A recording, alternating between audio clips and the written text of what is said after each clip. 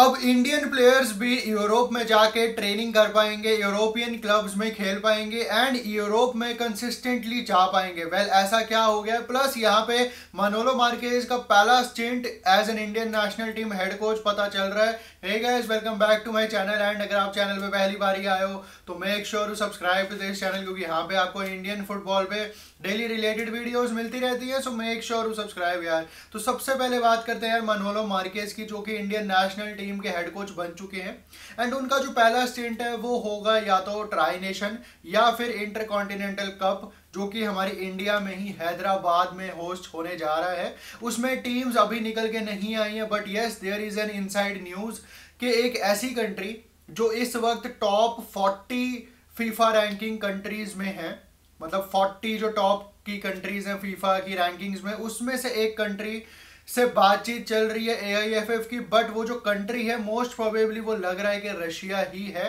क्योंकि Russia count नहीं होती है अब फीफा की एक तरीके से कंट्री। एंड अगर उनसे इंडिया का मैच होगा तो एक्सपोजर तो इंडिया को मिलेगा ही, ऐसी एक बहुत ही स्ट्रॉन्ग ओपोनेंट को खेल के। बट यस, अगर हम उनसे हार भी गए तो भी जो हमारे फीफा रैंकिंग्स के पॉइंट्स होंगे वो हमारे डिडक्ट नहीं होंगे एंड अगर हम उनसे जीत भी गए तो भी हमारे को पॉइंट्स नहीं मिलेंगे, क्योंकि फीफा काउंट नहीं करती है रशिया को अपने अंदर। अब ये सबको पता है एंड यूएफए भी नहीं करती है एंड इसीलिए बातचीत चल रही है काफ़ी सारी फेडरेशंस की, not only All India Football Federation but Asian region से भी काफ़ी कंट्रीज इनवाइट करना चाहती हैं रशिया को। बट उनकी जो डिमांड्स है वो काफ़ी ज़्यादा मुश्किल हो जाती हैं काफ़ी कंट्रीज के लिए मानना।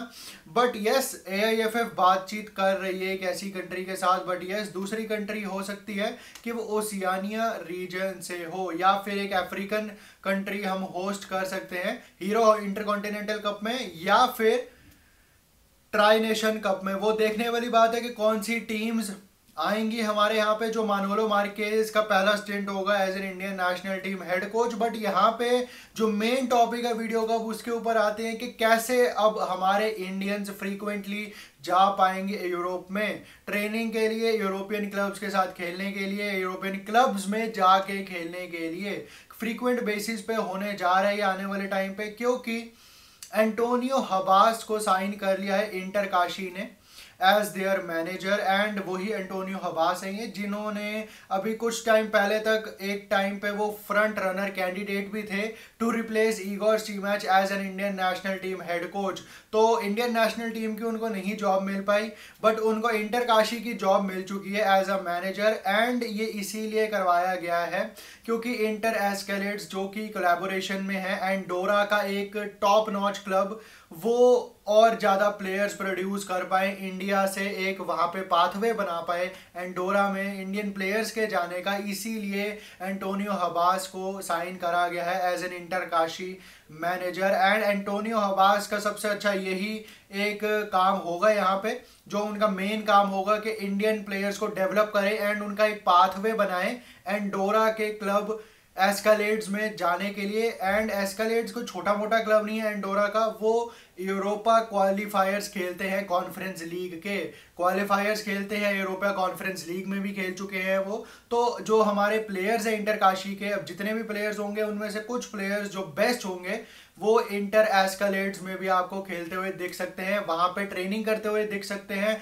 वहाँ की जो ट्रेनिंग रजीम है वहाँ पे उनको वो फॉलो कर सकते हैं एंड और ज़्यादा से ज़्यादा प्लेयर्स अब हमारे यूरोप में जाके खेल पाएंगे, all with due to the collaboration of Inter एस्केलेट्स with Inter Kashi. And Antonio Habas का एक ये जो अपॉइंटमेंट है वो इसीलिए भी है ताकि उत्तर प्रदेश की जो फुटबॉल है वो उसको और ज़्यादा अच्छे से डेवलप कर पाए, हमारे जो प्लेयर्स हैं इंडिया के वो और अच्छे से डेवलप कर पाए, जितने भी इंडियन प्लेयर्स हैं इंटर काशी में। एंड उनका जो पाथवे है वो भी ज़रूर बनवाना है एंटोनियो हबास ने इंटर एस्कालेड्स एंडोरन क्लब के लिए। तो देखने वाली बात यह है, एडमंड एक ऐसा नाम था इंटर काशी का जो पिछले साल काफ़ी जोरों शोरों में था एंड काफ़ी उनके चर्चे थे इंडियन फुटबॉल की मार्केट में।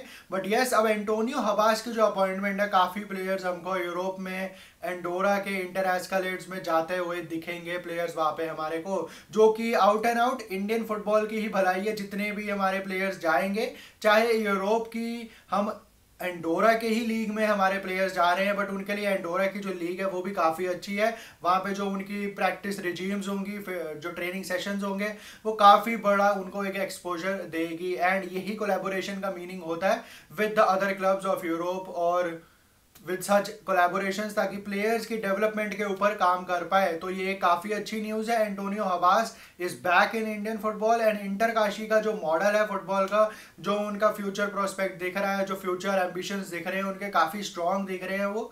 एंड लेट्स होप के इंडियन प्लेयर्स आने वाले टाइम में इंटर काशी से निकल के आए हमारी नेशनल टीम की सेटअप में। तो यही थी आज की वीडियो। अगर आपको पसंद आई हो तो लाइक शेयर एंड सब्सक्राइब जरूर कर देना। Till then peace out.